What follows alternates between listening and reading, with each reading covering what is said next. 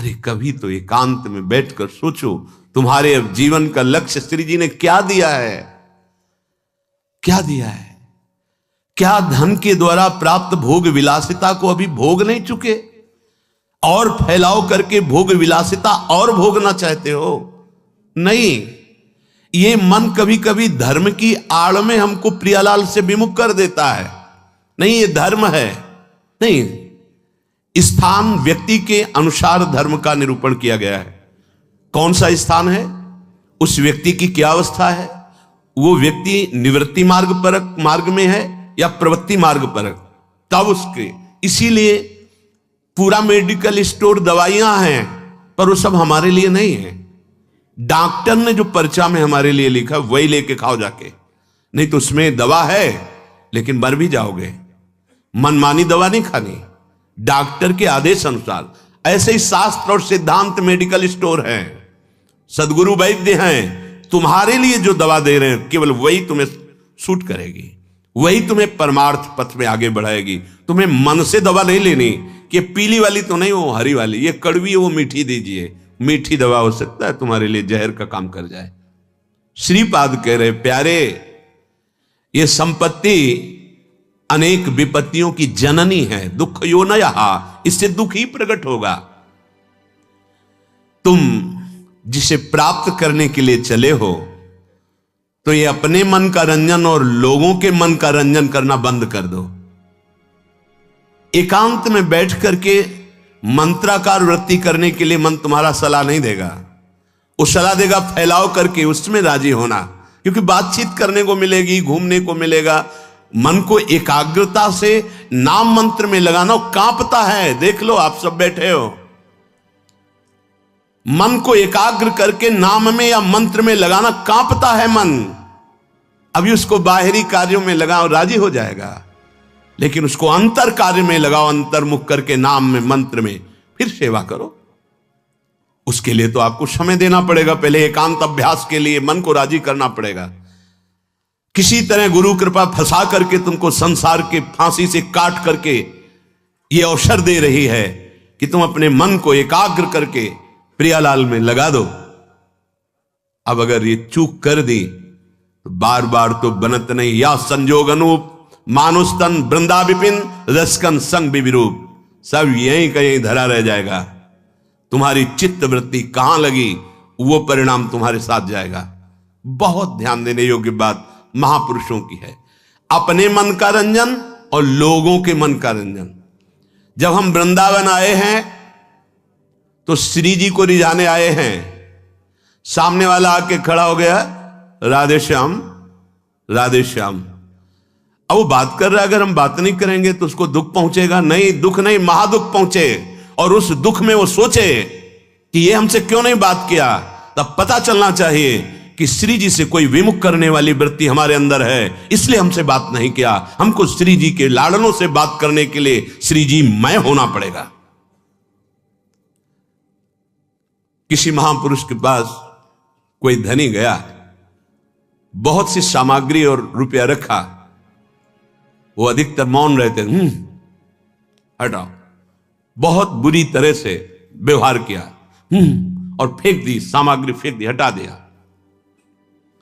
बाद में हमने उनसे एकांत में पूछा, ऐसा क्यों किया? गंगा के किनारे रेत में क्यों ऐसा किया आपने?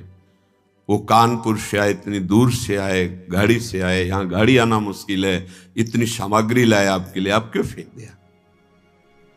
तो पहली बात तो उन्होंने कहा अगली बार औरों को लिवा के आएगा और सब लेकर। दूसरी बात, इसको यह अहम है कि मैं ये वस्तुएं, अब इसके अहम को चूर हुआ कि इन महात्माओं के लिए वस्तुओं से नहीं भाव से रिझाया जा सकता है। हटा इन वस्तुओं को।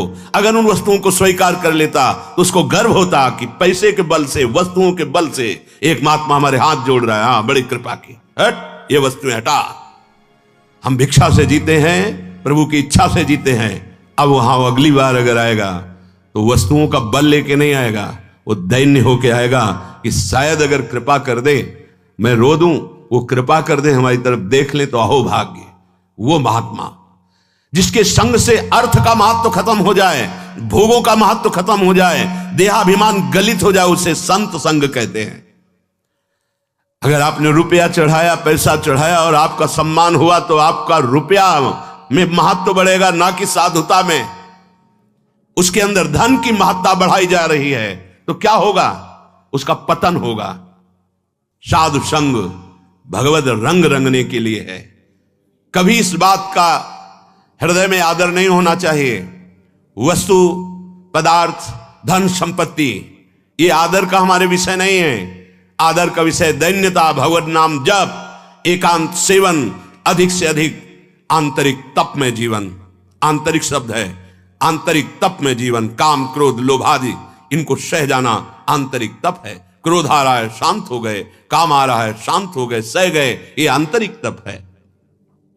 ये लोगों का रंजन, अपने मन का रंजन, ये हरिरस से विलक कर देने वाला है। अगर हम बात नहीं करेंगे तो नाराज हो जाएगा।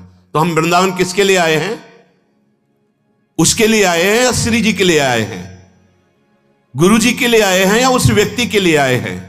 अगर हमसे ऐसी चेष्टा हो गई, गुरु थोड़ा भी अनमने हो गए, तुम्हारे पर रह क्या गया? गुरु कृपा बल से ही मोक्ष मूलम गुरु कृपा, या प्रेम गुरुदेव की कृपा। रे मन रस कन संग बिन रंचन उपजय प्रेम। लोगों का रंजन, मनोरंजन या अपना मनोरंजन, ये परमार्थ स्वरूप नहीं है। परमार्थ है मन भंजन। मन मार्या तन बस में कीन्हा, हुआ भरम सब दूर। बाहर से कछु दिखत नाही, अंदर चमके नूर। आपो त्याग जगत में बैठे, नहीं किसी से काम। उनमें तो कछु अंतर नाही, संत कहो जय राम। मन ही मारी तनहारी के वृंदावन में गाज। मारना पड़ेगा मन। हमारा मन एकांत में नहीं लगता है। लगाइए आप एकांत में। एक दिन ये समाज से मन एकांत में रहेगा। बीच हजारों के बीच में बैठा हुआ भी अपने आराध्य देव में रहेगा। इसको अभ्यास में लगाइए। अभ्यास योग युक्तेन चेतसा नान्य गामिना। ये डरना बंद करे उपासक कि अगर हम इससे बात नहीं करेंगे तो नाराज हो जाएगा। किसके लिए तुम आए हो वृंदावन?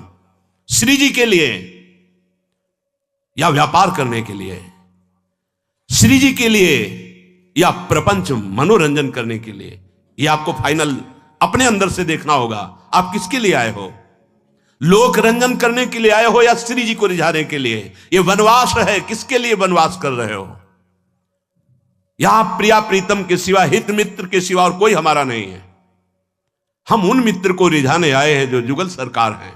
हाँ, उनकी प्रेम की बात करें, उनसे हमें मिलाने की बात करें, हमारा चित्त घसीट कर श्यामा श्याम में लगा दे, वो हमारा सच्चा मित्र। हम धर्म को भी स्वीकार नहीं करते। भागवत धर्म के भी ऊपर महान प्रेम धर्म में विराजमान है। त्यज लोक धर्मान, वेद धर्मान, भागवत धर्मान, तब प्रेम धर्मान। कहां फंसे हो? त्यज लोक धर्मान, तब महाभागवत धर्मान। भागवत धर्मान, फिर प्रेम धर्मान। राधा वल्लभ लाल की विमल ध्वजा फहरंत, भगवत धर्मो जीत के निज प्रेमा ठहरंत। निज प्रेमा ठहरंत, नेम कछु परसत नाही। कहां भूले हो? हरिरस स्वरूपता की हानि करने वाले जन आपको मिलेंगे, लेकिन हरिरस में डुबो देने वाले, ये बड़ी कृपा। अगर ऐसे जन मिल जाए, बहुत कठिन विषय है हरिरस में डूबना। श्रीपाद कह रहे, विभाव्य जन रंजनम हरिरसात्मता भंजनम। जनरंजन, मनरंजन इसके लिए बहुत मिल जाएंगे, लेकिन हरिरस में डुबो दे नहीं।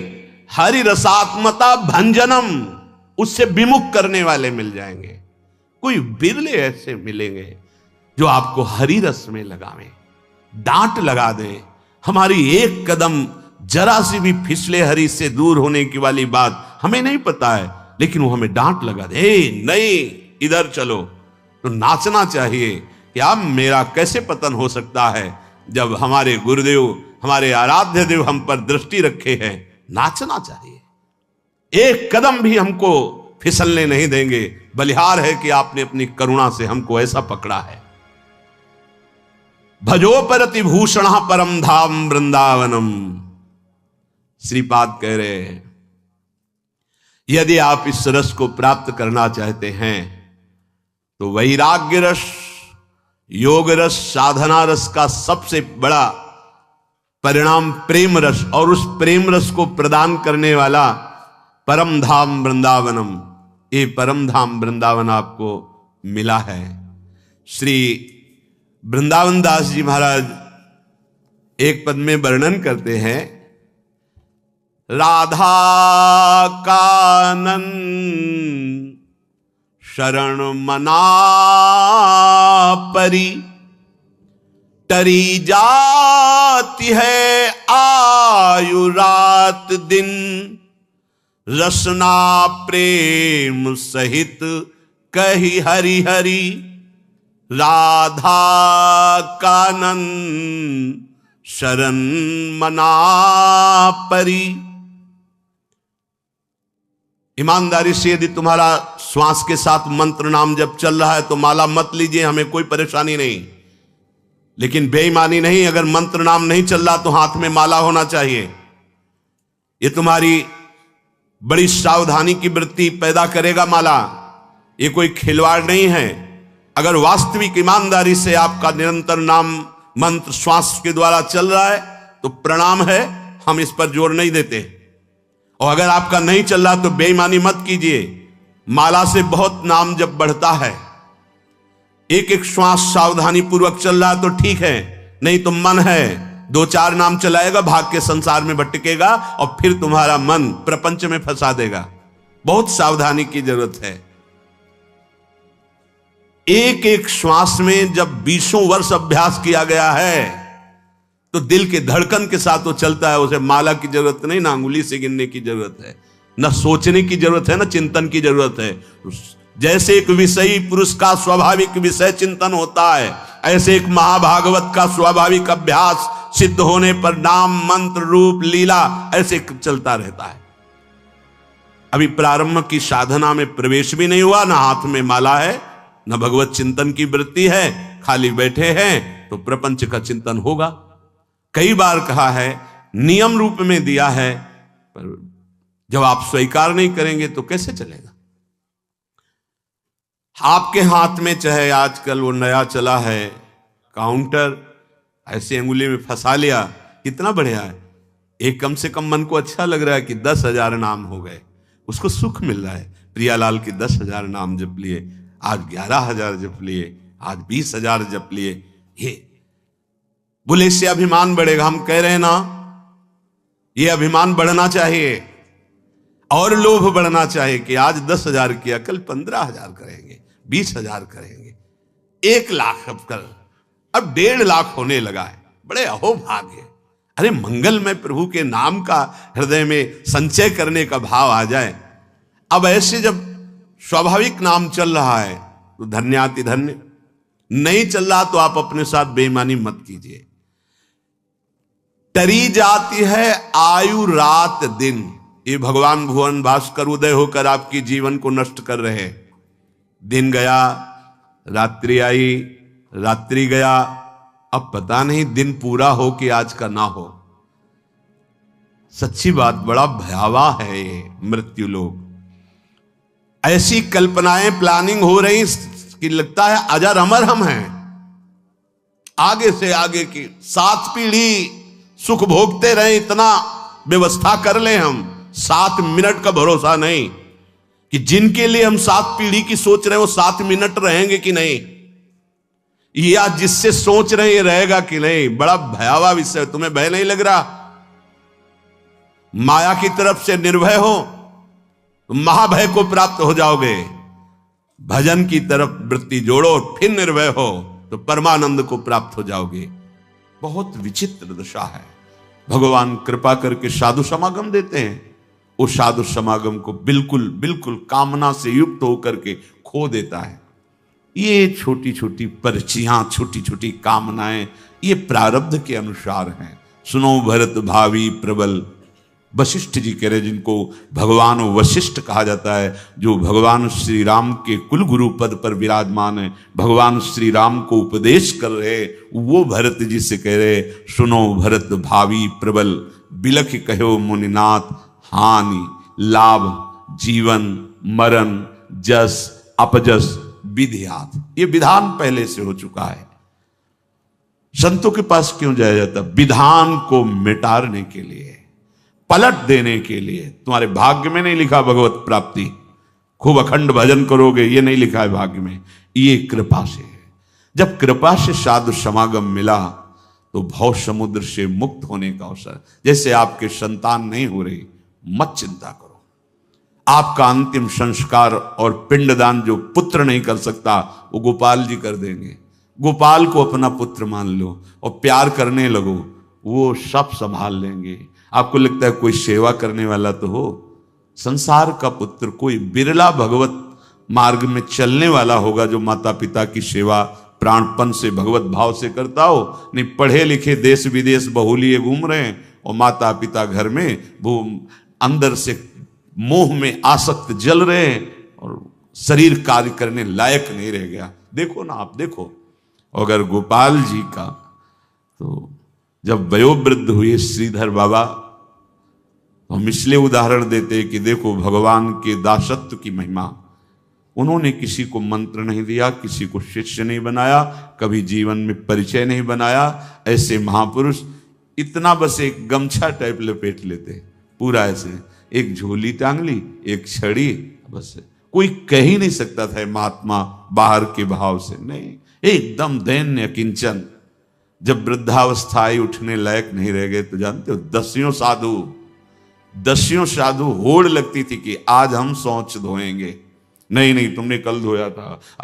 ऐसे जैसे बालक को मां शौच कराती है, ऐसे बाबा को शौच। कितनी सेवा, कौन करवा रहा है? हरि।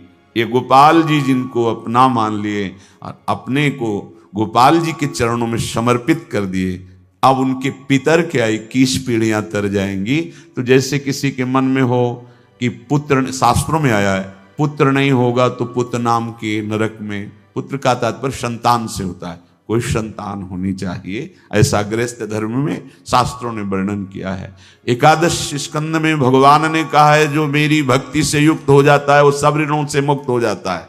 मातृण, पितृण, देव ऋण, ऋषि ऋण, सब ऋणों से मुक्त, क्योंकि जीवन का परम लाभ प्रभु। तो हमारे भाव में यदि आ जाए कि भगवान मेरे बेटे, और गोपाल जी को विराजमान कर लो, सब संभाल लेंगे, इनसे बड़ा कोई बेटा नहीं है। और तन्मयता करोगे तो तुम्हें दिखाई देंगे, जैसे यशोदा मैया से दुलार करते थे वैसे तुमसे करेंगे। ये हम देखी बात कह रहे हैं। एक माता जी थी, बहुत ही वैराग्यवान, ये 20-25 वर्ष की बात होगी, टाट लगाती थी और एक ऐसे झूला जिसमें गोपाल जी, इधर झोली इधर जो टाफी, लड्डू, दूध, ये ऐसे स्वयं टाट लगाए, रज लगा शरीर में, और जब चलते चलते रुक जाती। और गोपाल, अच्छा तुझे भूख लगी, थोड़ा दूध पिलाया, थोड़ा मीठा पिलाया, कभी इस पेड़ के नीचे विश्राम कर लिया, कभी उस पेड़ के नीचे, जो मिला गोपाल को। गोपाल की माँ नाम से हमारे वृंदावन में वो प्रसिद्ध थी, गोपाल की माँ। भगवान को जिस भाव से दुलार करो वैसे दुलार कर। तुम्हें ये चिंता नहीं करनी मेरा कोई नहीं, वास्तविक कोई नहीं, हरि के सिवा तुम जान नहीं पा रहे। हरि बीनु अपनों को संसार, माया लोभ मोह है चाड़े चाड़े दबाए। ये तुम्हारे ऊपर चढ़े बैठे, तुम्हें दिखाई नहीं दे रहा। ये जो तुम्हें बहुत प्रियता नजर आ रही ना, कि तुम्हें बहुत प्यार करते हैं, भ्रम भ्रम। एक कदम परमार्थ में ना चला जाए इसलिए ये तुम्हारे ऊपर चढ़े बैठे हैं। कौन? मोह, माया, मैं और मोर तोर तैं। माया, माया, लोभ, मोह, ये सब तुम्हें दबाए हुए कि कहीं तुम माया की रेखा क्रॉस करके परमार्थ में कदम न रख दो। और इसके समीप ही एक नदी बहती है, काल नदी की धार। अब ये दबाकर तुम्हें काल नदी में फेंक देंगे। माया, लोभ, मोह, ये दबाए हुए हैं, ये क्या करेंगे? परमार्थ में चलने नहीं देंगे, और इसके बाद उठा के तुम्हें काल नदी में फेंक देंगे। काल के प्रवाह में बहते हुए न जाने कौन कौन सी योनियों में पहुंच जाओगे, कौन कौन सी दुर्गति भोगोगे। ये मानव देह इनसे मुक्त होने के लिए मिला है। माया से, मोह से, लोभ से, काम से, क्रोध से, इनसे मुक्त होने के लिए मिला है। जो तुम्हारा परिवार है, मित्र हैं, तुम्हें समाज प्यार करती है, बस वो उतना ही समझ लो। ज्यों जन संगति होत नाव में, राहत न परले पार, तैसे धन दारा सुख संपत्ति, बिछुरत लगे न बार, हरि बिनु अपनों को संसार। जैसे बड़ी नौका में सैकड़ों लोग बैठे हैं, आपस में बात कर रहे हैं, हंस रहे हैं, ऐसा लग रहा है सब एक घर के हैं। नाव किनारे लगी, सब अपने अपने उतरे और चले गए, कोई किसी से नहीं पूछता। ऐसे ही परिवार के जन, तुम चाहे जितना प्यार करो, उसका समय आया चला गया, वो तुम्हें दोबारा स्मरण नहीं करेगा। जहां शरीर छोड़ा अब वो दोबारा स्मरण, वो तो बंधन में है या मुक्त हो गया, दोनों बातें।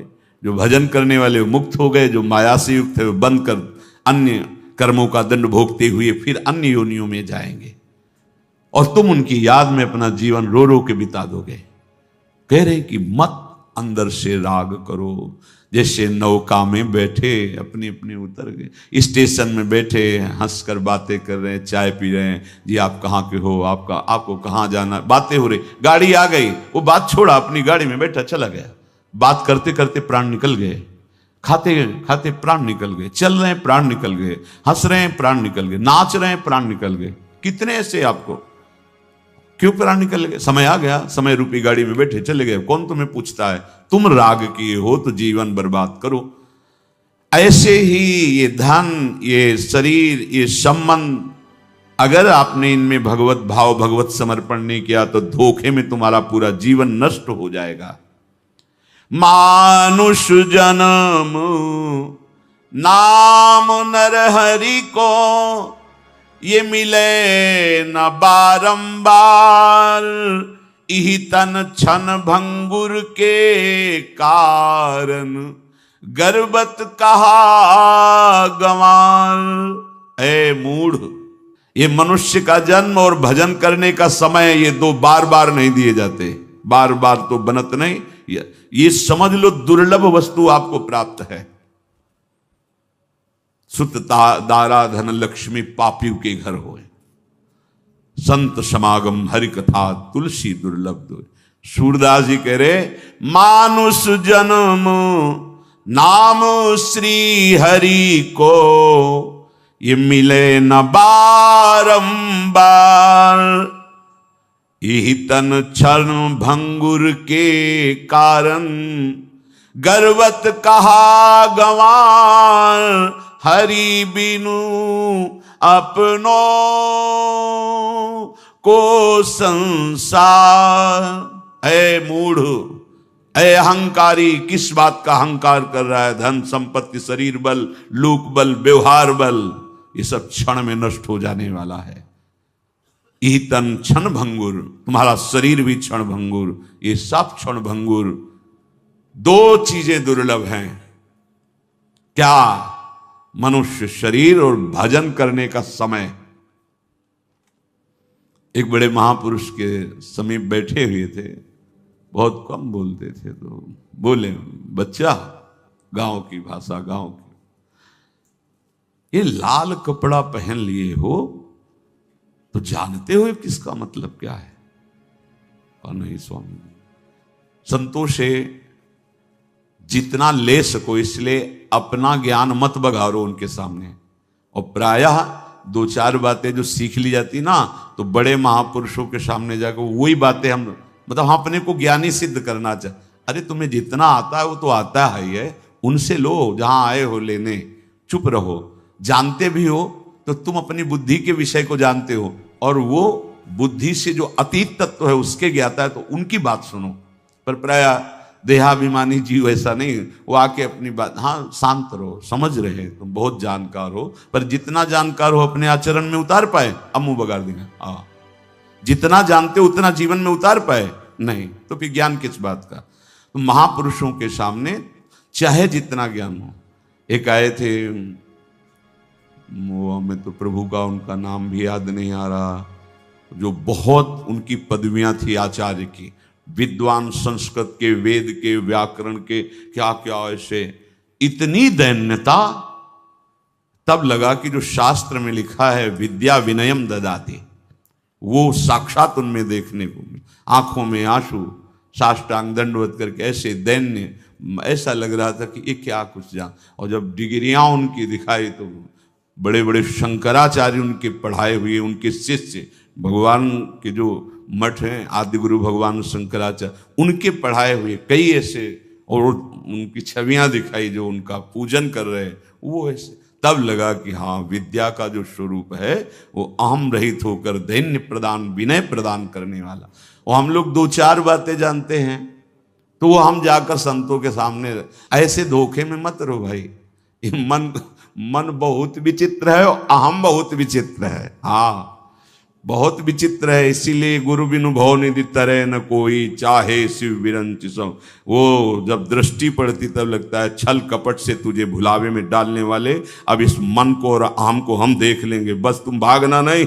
ऑपरेशन इसका ऐसा हो जाएगा बिल्कुल पवित्र, और प्रियालाल की सेवा लायक बन जाओगे। भागना नहीं बस, क्योंकि ये जलाएगा जब इस पर प्रहार होगा गुरुदेव का, और गुरु की कृपा के बिना इनको सुधारना बड़ा असंभव, बड़ा असंभव। तो कह रहे हैं कि ये दो चीजें दुर्लभ है।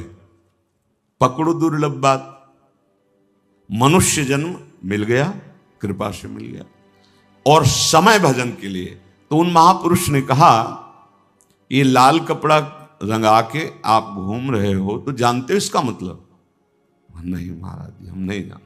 बोले, काषाय वस्त्र अग्नि है, मानो आपका कुछ नहीं रहा, सब कुछ भस्म हो गया। इसको धारण किए हो तो केवल एक भगवान के सिवा कोई तुम्हारा नहीं। जी, आगे की बात समझना। लोग तुम्हें भगवान कहेंगे, लोग तुम्हें सरकार कहेंगे, लोग तुम्हें अवतार कहेंगे। शब्द थे महापुरुषों, हमने देखा जो सिद्ध महापुरुषों के शब्द थे ना, वो वही सब दिखाई देते। सावधान रहना, ये तुम्हारे समय को नष्ट करने के लिए माया आखिरी जाल डालेगी। डायरी में लिखा है हमारा, ये होगा लगभग 30-32 वर्ष पहले की बात। ये डालेगी, लेकिन फंसना नहीं। बैली आएगा, दाना डालेगा, जाल बिछाएगा, चुगना नहीं, स्वीकार मत करना। कैसी हरि कृपा होती है कि पहले से पहले ही हमने जीवन में देखा, जहां जरूरत होती वहां संत भगवान। एक निराशा आ गई जब किडनी फेल हुई, सेवा में रत सुधानिधि की श्लोक उच्चारण करे थे, श्री जी के पात्र मार्जन करे। हमें संतों नहीं दिखाई दे, परिक्रमा तो लगाते रहे, बहुत ऐसे फिर बात। श्वेत वस्त्र, बहुत गोरा वदन, कृष शरीर, हमको देखा नहीं, वो सामने खड़े थे। क्यों साधु हो के उदास क्यों हो? उदास क्या, दोनों किडनी फेल, डॉक्टर साहब कोई दवा तो है नहीं, तो पीड़ा भी है शरीर में, इसीलिए उदासी। बोले नहीं, उदास नहीं रहना चाहिए, प्रसन्न रहो। हाँ, हम कोई भय नहीं है। तो बोले, ये अभी मरोगे भी नहीं ना तुम? हम कहा, डॉक्टर ने तो कह दिया कि तुम मर जाओगे। बोले 80 वर्ष नहीं मरोगे, ऐसा हम कहा। 80 वर्ष नहीं, ये कौन है? कौन है? जैसे मां उदास देखे तो उसे चैन नहीं पड़ती, क्यों उदास हो? ऐसे संत रूप में भगवान क्यों उदास हो? हम कह रहे हैं 8 मिनट जिए, पर प्रसन्न होके तो जी रहे हैं। ये संतों का हरि बिनु अपनों को, एक एक कदम पे उनका प्यार, उनका दुलार, उनकी संभाल देखिए। हर कदम पर जहां जो चाहिए, जो उपदेश, जो परिस्थिति, वो सब उनको दे। महापुरुषों के वचन मान लो। श्रीपाद कह रहे, मैं तुम्हें उपदेश कर रहा हूं, कृपा करके थोड़ी सी बात मेरी सुन लो। ये सर्वार्थान, ये जो कुछ तुम देख रहे हो, जो कुछ तुम कमा रहे हो, ये सब तुम्हारे साथ नहीं जाएगा। एकमात्र नाम, और ये करते हुए वो कमाया जा सकता है। ऐसा नहीं कि सब छोड़ दो, ऐसा कभी नहीं शास्त्र कहता। सबका राग छोड़ दो, अंदर से प्रभु से अपनापन करके नाम जप करो, अपने कर्तव्य का पालन करो, बढ़िया महात्मा हो जाओगे। पैंट शर्ट में महात्मा, धोती कुर्ता में महात्मा, गृहस्थ में महात्मा बन जाओगे। भगवान से चित्त का निरंतर जुड़ा रहना, ये महात्मा की स्थिति होती है। जैसे विभीषण जी वहां कोई पोशाक महात्मा की नहीं पहने, जब शरणागत होने के लिए आए तो भगवान कहे तुम सरीखे संत प्रिय मोरे। भगवान श्री राम जब रावण ने लात मारी सभा में, विभीषण जी को रोष नहीं आया, हाथ जोड़कर कह रहे तुम पितु सरिस भले ही मुहि मारा, राम भजे हित नाथ तुम्हारा। तो परम वैष्णवाचार्य महादेव जी उमा संत कह यही बड़ा है, ये संत है विभीषण। देखो विभीषण जी हृदय से संत हैं, क्योंकि निरंतर नाम जप करते हुए भगवान को अपना मानते हैं, अन्य किसी कोई वस्तु व्यक्ति स्थान को नहीं। तो यहां कह रहे हैं कि दो दुर्लभ वस्तु है, इनको पकड़ लो भाई, अगर समझ में आ जाए। इस मनुष्य जन्म की दुर्लभता है नाम जप में। अगर तुम्हें नाम जप का समय मिला है, बस आप समझ लो भगवान के पास। ऐसा पूज्य श्री पंडित गया प्रसाद जी ने कहा कि अगर ये आपको भजन का समय दे दिए हैं तो अब इनसे कुछ मत मांगना, इससे बड़ा इनके पास कुछ नहीं है देने को। भजन का समय, अब उस समय को अगर आप बर्बाद करते हैं तो बहुत बड़ी कृपा को ठुकरा रहे हैं। अच्छा, हरिनाम भजन तभी होगा जब भजनानंदी संतों का संग होगा। इसलिए साधन को तो हरिभजन है, पर कै सत्संग सहाय। अगर सत्संग नहीं तो भजन में रुचि नहीं होगी। भजन न होई संग बिनु, और भजन बिना नहीं प्रेम। बिना भगवत अनुरागी संतों के संग से हमें लगता सब बन गया है। मनुष्य शरीर मिल गया, वृंदावन धाम आने को मिल गया, सत्संग सुनने को मिल गया। अब अगर भजन नहीं करते तो दुर्लभ वार निकल जाएगा, ये दुर्लभ समय निकल जाएगा, फिर आपके हाथ कुछ नहीं लगेगा, बड़ा पछतावा। ये शरीर का गुमान मत करो, अहंकार मत करो, संपत्ति का परिवार बल का क्षण में नष्ट हो जाने वाला है। जैसे अंधो अंधकूप में गनत न खाल पनार, तैसे ही सूर बहुत उपदेश सुन सुन गे कै बार।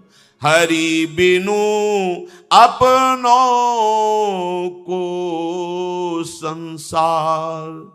जिसे अंधा है, दिखाई दे नहीं रहा, उसे कहो है आगे कदम मत रखना, कुआं है, नहीं माना, कूद गया। अब क्या हाथ पैर टूट गए, हो सकता है मृत्यु भी हो जाए। ऐसे ही तैसे ही सूर बहुत उपदेश है। बहुत हैं भगवत प्रेमी महात्मा जन उदार भूरिदा जना, जो भगवान का नाम रूप लीला गुण धाम सुनाते हैं आपको, पर आप बोले सुन सुन के या तो दूसरों को सुना दिए, खाली कर दिए अपने हृदय को, और या इस कान से सुना इस कान से निकाल दिया। आप उसे ग्रहण नहीं किए। ग्रहण कोई विशेष भाग्यशाली करता है। शब्द पड़ा और गूंज गया। निरंतर नाम जपना है, पवित्र आचरण करना है। अब मनन करके उसे अपने जीवन में उतारा। अगर कभी कोई प्रेमी महाजन आपके साथ बैठे हैं, आपके प्रेमी जन, परिवार के जन, और उपदेश करना जो सुन के आयो, तो उसमें कभी ये शब्द न हो कि मैंने ये ग्रहण किया, नहीं। और सत्संग में ऐसा आया था कि अगर मनुष्य जन्म की सार्थकता है तो निरंतर नाम जप करें। ऐसा आभास भी मत होने दो कि इसमें से कौन सा शब्द आपने ग्रहण किया है। अगर कहा ये बात हमको बहुत पसंद आई और हम इसको जीवन में उतारेंगे, उतार ही नहीं सकते, क्योंकि निकाल दिया आपने। वो अंदर रहेगी तो घूमती रहेगी और आपके हृदय को मथ कर निर्विकार कर देगी, पर आप सहन नहीं कर पाते। जैसे कभी अहेतु की कृपा से स्वप्न में कोई संत आ जाए, कोई भगवत झांकी आ जाए, कोई देवालय, कोई तीर्थ, कोई पवित्र, अब वो आपको प्रेरित करेगा, बोलो सभा में, बोलो हमको भगवान की झांकी आई थी, हमको अमुक है। बिल्कुल नहीं, बिल्कुल नहीं, बंद हो जाएगा। अहेतु की कृपा से यदि स्वप्न, जागृत की तो स्थिति प्रपंच में है ही, स्वप्न में जब आप भगवत संबंधी कोई स्वप्न देखें तो वो भगवान चाहे जागृत में आवे, चाहे स्वप्न में आवे, चाहे वो सत्य है। भगवान के संत सत्य स्वरूप भगवान में स्थित है। कृपा मनाओ, और एकांत में रो कि अहेतु की कृपा लो। आप कितना बढ़ता चला जाएगा पर वो सहन नहीं होता। पूज्य सदगुरुदेव भगवान के पास श्री जगन्नाथ जी के अंग से भी गए, हमने आपकी महिमा सुनी है, ऐसा ऐसा आप कुछ भाव प्रकट कीजिए। पूज्य महाराज जी के वचन, हम तो गुणहीन हैं, हम क्या भाव प्रकट करें। कोई तो आप, वो बार बार उनके साइड में जो सेवक जन थे, ये श्रीअंग सेवी हैं, श्रृंगारी हैं जगन्नाथ जी के, ऐसा वो आप कृपा करके कुछ बोल दीजिए। नहीं हमें तो कुछ आता ही नहीं ऐसे। बोले ये तो आपकी वैष्णव दैन्यता। दैन्यता नहीं, सही में हमें कुछ नहीं आता। नहीं कुछ तो आप, बस हम तो हमारी श्री जी हैं और तुम कुछ जानते नहीं। चले गए। क्या उपदेश दे गए, पकड़ पाएंगे? एक बार कोई महापुरुष आए थे, हम सेवा में थे, तो पूज्य श्री वल्लभाचार्य भगवान के आचार्य में थे, तो परिचय उनके संग के दिए। महाराज जी की बस हर समय मुद्रा एक, अब तो बिल्कुल सहज सरल एकदम कृपालु। तो जे भी वो आए तो उनके जनों ने बताया कि अमुक अमुक आ जाए, प्रणाम किया, उनको आसन में ढला। महाराज जी अंदर थे, उनका वो पूज्य श्री भगवान वल्लभाचार्य जी के वंश के निज जन आए, आचार्य वयोवृद्ध थे। महाराज जी निकल के आए, प्रणाम किया, बैठ निरंतर वो देखते। उन्होंने कहा कि कुछ सुनने आए। महाराज जी ने आंख खोली, आपसे कुछ सुनने आए। बोले सुनाओ। आज गोपाल रास रस खेलत। हमसे कहा सुनाओ, आज पद सुना। आज गोपाल रास रस खेलत सेवा पद की शाम टाइम होती थी, पूरा पद हो। कहा कोई गूढ़ रस प्रिया जी का, वो चाह रहे थे कि महाराज जी कुछ श्रीमुख से बोले। उनका सुनाओ। पी को नाचन सिखवत प्यारी। बस हमारी तरफ कह के बोल। फिर अच्छा हमारी दिनचर्या है, प्रणाम किया, अंदर हो। अपने आदर्श महापुरुषों से शिक्षा लेना चाहिए। स्वप्न जागृत किसी भी स्थिति में कोई भाप ही नहीं सकता। वही धनी है सच्चा परमार्थ का, जो अपने धन को छुपा ले। हाँ, अपने निज जनों से कुछ बचा के थोड़ी रखते हैं। आपको जो स्वप्न में जागृत में जो भी भजन बन रहा है, जो भी आनंद मिल रहा है, प्रार्थना है, गुप्त रखिए, इसे प्रकाशित मत कीजिए। पूज्य श्री कृपा विलास के महाराज जी, उनसे पूछा गया कि आपके जीवन का पूरा सार कुछ शब्दों में। तो उनका जैसे सूखा पत्ता वायु की प्रेरणा से जहां डाल दिया जाता है वहां बस कृपा कृपा। वो आश्रम का भी नाम कृपा विलास। ऐसी दैन्य मूर्ति, ऐसी ज्ञान मूर्ति, और अंदर महारस में डूबे। वाणी से क्या कह रहे हैं? सूखा पत्ता जैसे वायु के प्रवास। समझो महापुरुषों को, वो बता सकते थे कि ऐसा ऐसा ऐसा महान कष्ट की स्थिति को सहते हुए भी अपने स्वरूप में स्थित। इस बात में उपासक फिसल जाता है। छोटी सी कोई अनुभूति हुई, छपवा दिया, प्रकाशित कर दिया, नहीं रह जाएगा हृदय में वस्तु। परमार्थ के उपासक को छिपने की आवश्यकता है, छपने की नहीं। और जब फूल में सुगंध आ जाती तो भौरे बुलाए नहीं जाते, निमंत्रण कार्ड नहीं भेजा जाता, मड़राने लगते हैं। जब हरि विशद यश का विस्तार करना चाहते हैं, वो अपने आप हो जाता है, करने की जरूरत नहीं होती। प्रचार अपने आप शुरू कर हरि करवाते हैं, अपना यश गान हरि करवाते हैं, फिर वो संभालते हैं। अपना केवल कर्तव्य है निज बन करके प्रभु के निज, ऐसे कि उस अपनेपन में कोई दूसरा ना हो। और जो अनुभूतियां निज आराध्य देव से हो रही, उनको एकदम गुप्त रखा जाए। पर ये अहंकार नहीं मानता, ये उगलवाने की कोशिश करता है। किसी से तो कह दो, कुछ तो कह दो, वाह आपको ऐसा हुआ, गया गया खेल। बस इस पे सावधान रहना। जैसे अंधो अंधकूप में गनत न खाल पनार। वो नहीं देख रहा कितना गहरा है, हमारी क्या दुर्गति हो जाएगी, और रोका जा रहा है फिर भी नहीं रुक रहा है। भगवान शंकर ने रोका नारद जी को, अब दोबारा हरि के सामने मत कह देना। तुम नारद जी विपरीत सोच गए, इनके पास काम आया तो क्रोध से जला दिया, तुम तब काम नहीं परास्त कर पाया तो क्रोध तो आ गया, लेकिन हमको क्रोध भी नहीं आया, और ये अब हमें लगता है हमारा यश नहीं सह पा रहे, इसलिए ऐसा कह रहे कि किसी से कहना नहीं, और जब कहा तो जो हुआ कई बार सुना चुके हैं। ये परमार्थ है। बहुत चलने वाले को वीर नहीं कहते कि तुम बहुत दौड़ रहे हो, दिशा किधर है, अंदर का उद्देश्य क्या है, अभी किया नहीं, करने जा रहे हो, अहंकार इस कोटि का बिल्कुल नहीं कुछ होने वाला। ये सत्संग है, परमार्थ की वस्तु को बढ़ाना, उसे बचाना और उसे पचाना, ये केवल सत्संग से ही हो सकता है। इसलिए कहते बिना सत्संग के परम लाभ नहीं मिल सकता, चाहे आप एकांत में जितना देखो करके परम लाभ नहीं मिल सकता। ये बहुत सुलझा हुआ शब्द है, बिना सत्संग के परम लाभ नहीं मिल। रोज सत्संग हमें नवीन जीवन देता है, नवीन उत्साह देता है, और परमार्थ में चलने की नहीं दौड़ने की शक्ति मिलती है ये सत्संग का। तो कह रहे बहुत उपदेश सुना और सुना दिया दूसरे को। श्रोता इतने प्रवीण होते हैं कि वक्ता से भी ज्यादा होते हैं। क्यों? वक्ता तो जिस विषय को वर्णन कर रहा है उतने, और वो 10 जगह सुने हैं, वो वेदांत भी सुने हैं, वो इतिहास भी सुने हैं, वो भक्ति भी सुने हैं, वो सब सुने हैं। अब सब फर्राटेदार बोल रहे हैं, सुन सुन करके बुद्धि को उसमें आचरण में नहीं लगाया, भर लिया और सुना दिया। सुनी हुई बात अगर हम सुना रहे हैं तो उसमें कथयंत च माम नित्यम तुष्यंत च रमंत च की भावना होनी चाहिए। हम ज्ञानी ऐसा नहीं। और जो श्रोता सोई परम सुजान सुनत चित रति करे, जो सुना है उसको पहले आचरण में तो उतारो, नहीं शब्द गायब हो जाएगा। बहुत सुना रहे हैं सत्संग, अगर कहीं ऐसा है कि कोई बात आपको अच्छी लगी तो आप ऐसे देखो, ये महात्मा जी ये कह रहे, ये भगत जी ये कह रहे, जरा सुनो, आपका इसमें जो भाव बने तो बहुत बढ़िया बढ़िया। उसमें जो आपने पकड़ा है उस शब्द नहीं उच्चारण करना, नहीं तो कह रहे हैं कि इस कान से सुना उस कान से निकाल दिया। एक तो ऐसे श्रोता, दूसरे सुन के दूसरे को सुना दिया, ऐसे श्रोता। कोई बिरला ऐसे होते जो सुन करके आचरण में उतारे।